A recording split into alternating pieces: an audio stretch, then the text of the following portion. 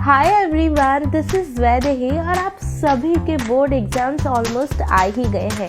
Tension and stress I know हो रहा होगा, लेकिन ज़्यादा टेंशन और स्ट्रेस लेने की ज़रूरत नहीं है, क्योंकि जो हार्डवर्क आपने किया है पूरे साल, सिर्फ उस पर आपको बिलीव करने की ज़रूरत है एंड देन सी कि आपको कितने अच्छे रिजल्ट्स मिलेंगे। लेकिन आज मैं आपके साथ कुछ ऐसे पॉइंट्स शेयर करूँगी जो कि हर स्टूडेंट के लिए बहुत ज़्यादा ज़रूरी है। ये वाला वीडियो स्पेशली उन स्टूडेंट्स के लिए है जो साइंस एंड मैथ्स जैसे सब्जेक्ट्स में अपने आप को थोड़ा कमज़ोर महसूस करते हैं, थोड़ा वीक महसूस करते हैं और इन सब्जेक्ट्स को लेके बहुत ज़्यादा डरते हैं। तो आज हम इस वीडियो में कुछ ऐसे पॉइंट्स देखेंगे जिनसे आप अपने मैथ्स और साइंस के जो एग्ज़ाम्स हैं उनको बहुत अच्छा कर सकते हैं and simply we will see some tips to ace your maths and science board exams. तो let's see what our first point है। जो हमारा फर्स्ट पॉइंट बोर्ड एग्जाम्स के लिए मैथ्स और साइंस सब्जेक्ट्स में आपको ध्यान रखने की ज़रूरत है वो ये है कि आप B thorough with the NCERT. सिर्फ और सिर्फ जो एनसीईआरटी दी गई है आप उसके साथ उसको बहुत अच्छे तरीके से प्रिपेयर कर लीजिए। अगर आप सिर्फ और सिर्फ अपनी एनसीईआरटी को भी प्रिपेयर कर लेते हैं तो डेफिनेटली आपको वो रिजल्ट्स मिल सकते हैं जो आप अचीव करना चाहते हैं। अगर आप अपनी एनसीईआरटी को छोड़कर 10 बुक्स की तरफ भागेंगे तो 10 बुक्स में आपको different types of concepts, different types of questions and different ways of explanation मिलेंगे। तो ऑलरेडी हमारा माइंड अभी बहुत ज़्यादा केओस में है, बहुत ज़्यादा स्ट्रेस एंड टेंशन में है और हमें उसको और ज़्यादा नहीं देना। तो इससे अच्छा है कि एनसीईआरटी को आप जितनी बार अच्छे से पढ़ सकते हैं। वेदर अगर हम साइंस की बात करें तो उसमें जितने भी चैप्टर्स हैं जितना उनको अच्छे से पढ़ सकते हैं उनको अच्छे से पढ़िए। मैथ्स में जितनी भी जो भी आपकी एनसीईआरटी दी गई है उनके जो भी क्वेश्चंस हैं उनको अच्छे से सॉल्व कीजिए। बहुत सारे एग्जाम्पल्स भी एनसीईआरटी में दिए गए थे उनको भी अच्छे से सॉल्व कीजिए and make sure that you are thorough with your NCERT. इसके बाद जो हमारा सेकेंड ईजी पॉइंट है जिसको आप फॉलो कर सकते हैं वो है solving sample papers and MCQ.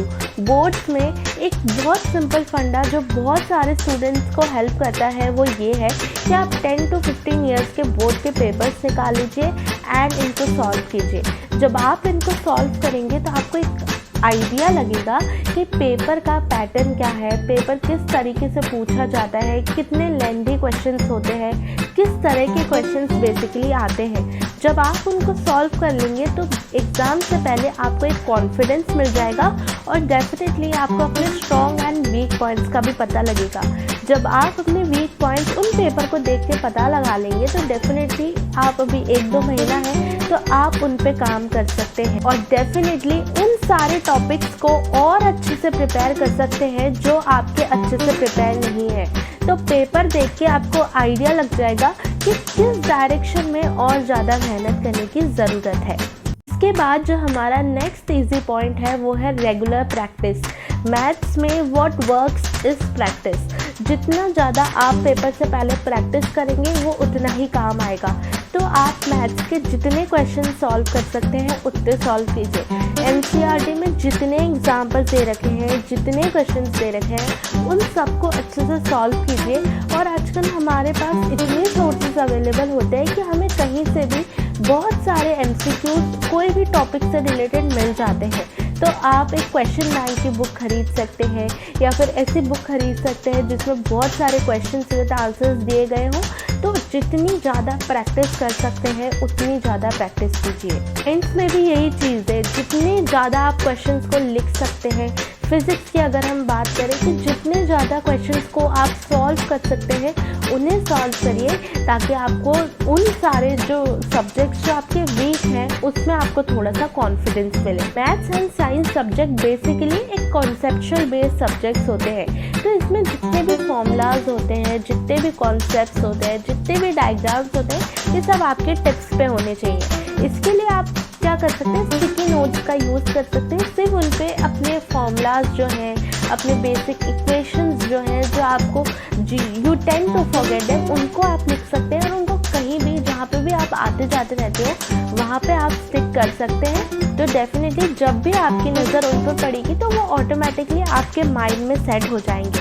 तो जितने भी कॉन्सेप्ट दे रखे हैं आपकी बुक में, जितने भी फॉर्मूलाज हैं, बेसिक इक्वेशंस हैं, इन सबको याद करना अच्छे से मत भूलिए, क्योंकि बेसिकली यही वो कॉन्सेप्ट है जिस पे हमारा पूरा क्वेश्चन टिका हुआ है। तो हम नहीं चाहते कि हम इन्हीं बेसिक चीज़ों को भूल जाएं। तो बेसिकली आपको अपने बेसिक्स पे भी ज़्यादा ध्यान देना है कि एक क्वेश्चन को सॉल्व करने के लिए जो बेसिक चीज़ चाहिए क्या वो आपको याद है।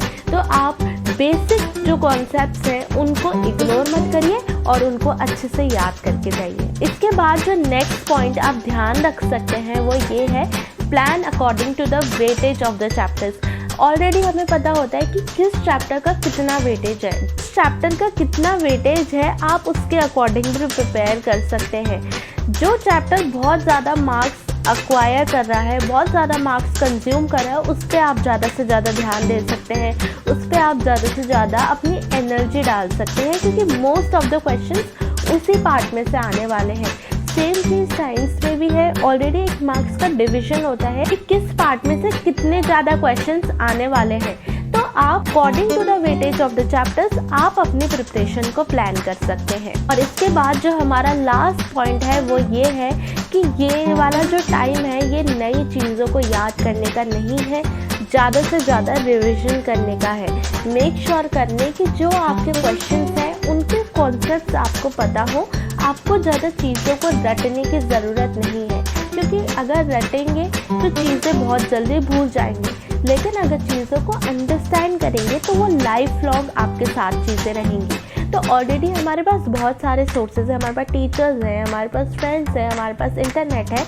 इन पे आप इन सारे कॉन्सेप्ट को, जिसमें भी आपको प्रॉब्लम आ रही है, आप उनको समझ सकते हैं और उनको अच्छे से याद कर सकते हैं। तो मेक श्योर कि आप अपनी चीज़ों को रट के ना जाएं। तो आई होप कि जो सारे पॉइंट्स हैं ये आपके मैथ्स एंड साइंस सब्जेक्ट्स को वो रिजल्ट पाने में मदद करेंगे जो आप चाहते हैं। अगर वीडियो अच्छी लगी हो then please hit the like button, do share, do comment, do subscribe, and I will meet you very soon. Till then bye and do take care.